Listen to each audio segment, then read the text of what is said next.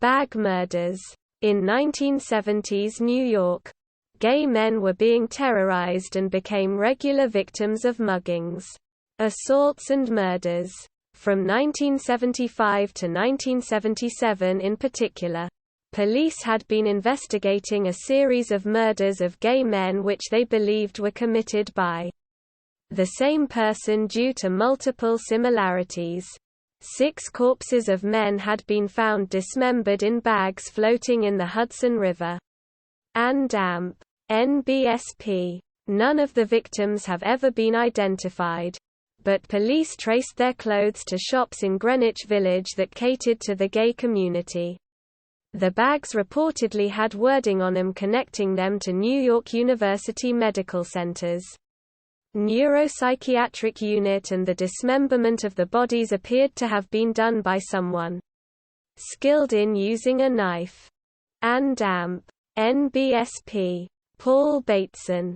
Paul Bateson was a gay man who moved from Pennsylvania to New York in 1964 after a stint in the Army.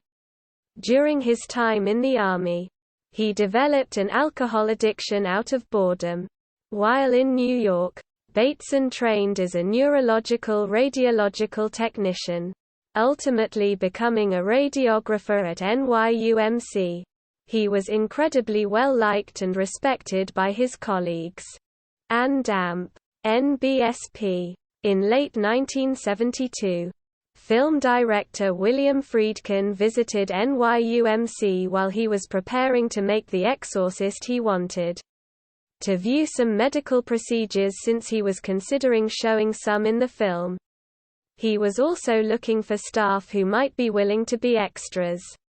Friedkin was so impressed with a procedure he saw, he immediately cast the doctor, nurse and technician to perform the scene in the film. This scene was notorious at the time, as it was the one audiences found most disturbing. Bateson played a prominent role in it. Andamp. NBSP. Around the release of The Exorcist, Bateson's drinking had become so regular and heavy, he was fired from his job at NYUMC. Andamp. NBSP. Addison Verrell murder. Addison Verrell was a reporter who covered the film industry for Variety magazine. He was a homosexual and known to populate gay bars in the Village. On September 14, 1977, Verrell was found dead in his apartment. He had been beaten and stabbed. Nothing of note had been stolen, so police ruled out robbery gone wrong, especially as there was no forced entry into his apartment and it contained several empty beer cans and half-drank glasses of liquor. The police were at a loss and had no suspects. Andamp. NBSP. Verrell's friend, gay activist and writer for The Village Voice, Arthur Bell, wrote an article about the case, setting it against the larger issue of how murders of gay men, several of which occurred yearly in the Village, were rarely taken seriously by police or reported on in the media since they were seen as the results of sexual encounters gone wrong. Bell ended his article by giving the phone number of the New York Police Department's Homicide Bureau and asking anyone with information to call them. Andamp. NBSP. Bateson confession. 8 days after the murder and upon publishing the article, Bell received a phone call from someone purporting to be the murderer in order to correct Bell's assumption that the killer was a psychopath who targeted gays. The caller told Bell, Andamp. NBSP. I like your story and I like your writing, but I'm not a psychopath. Andamp. NBSP. The caller recounted the night's events, claiming to be gay and an alcoholic. After a night of alcohol, drugs and sex, the caller said it was then that he realized that was as far as Verrell wanted the relationship to go. Andamp. NBSP. Something hit me. Addison hadn't been reciprocal. It wasn't just the sex act itself that wasn't reciprocal. It was the sole act. 2. I wanted a lasting thing. Something that would go beyond sex. Into friendship. A lover. Or marriage. So I decided to do something I'd never done before. And amp. NBSP. He went to the kitchen. Found a skillet. And knocked Addison over the head. And amp. NBSP. Then I went into a drawer at the right-hand side of the kitchen. Removed a knife. And stuck it into Addison's chest. I plunged it too high.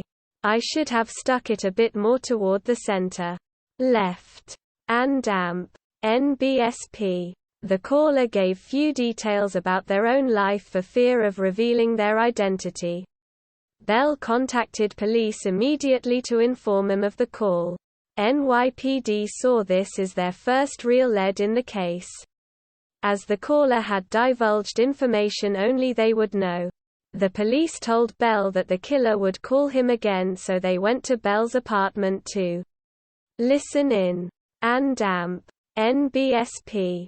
The phone did indeed ring, but it was not the previous caller but someone who identified themselves as Mitch. Mitch told Bell that the killer was a man named Paul Bateson. Bateson had rang Mitch up earlier in the night to confess to the murder.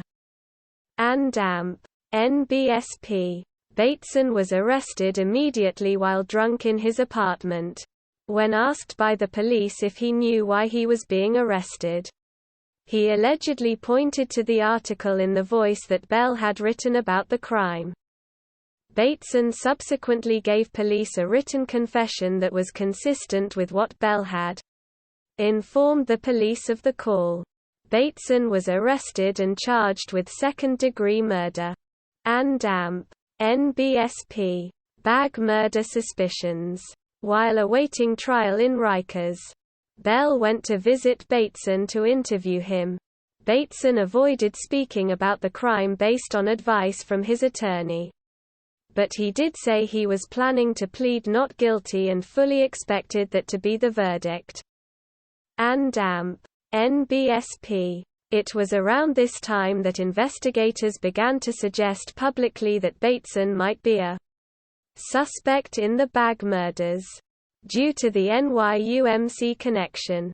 That Bateson would be skilled in how to dissect and dismember, as well as his known habit to frequent gay and leather clubs in the village. The slayings also occurred at the same time Bateson was fired from his job at NYUMC and drinking heavily. And amp. NBSP. In an interview, Bateson said that the prosecutors were offering him a deal whereby if he confessed to the Bag murders and some other unsolved killings he would receive a shortened sentence. Something he said he was not sure he would accept. And amp. NBSP. Trial. Before the case went to trial, Bateson attempted to have his confession suppressed. He argued that he had been drunk at the time, and the police had not yet read him his rights.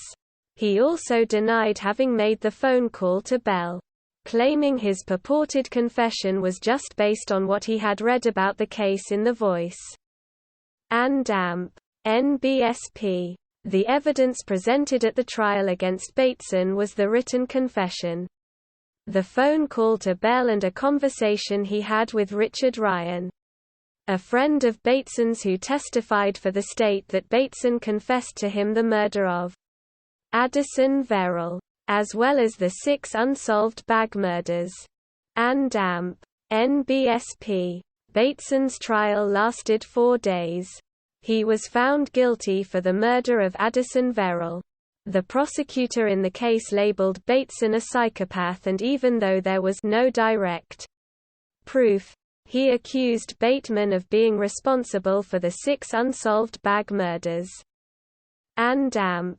NBSP. The judge ultimately found the connection to the other murders, too ephemeral, to merit any consideration in sentencing Bateson. He was given 20 years to life. And amp. NBSP. Prison release. Bateson served 24 years and was released from prison in 2003 aged 63. Any public records of where Bateson is or what became of him upon release is unknown.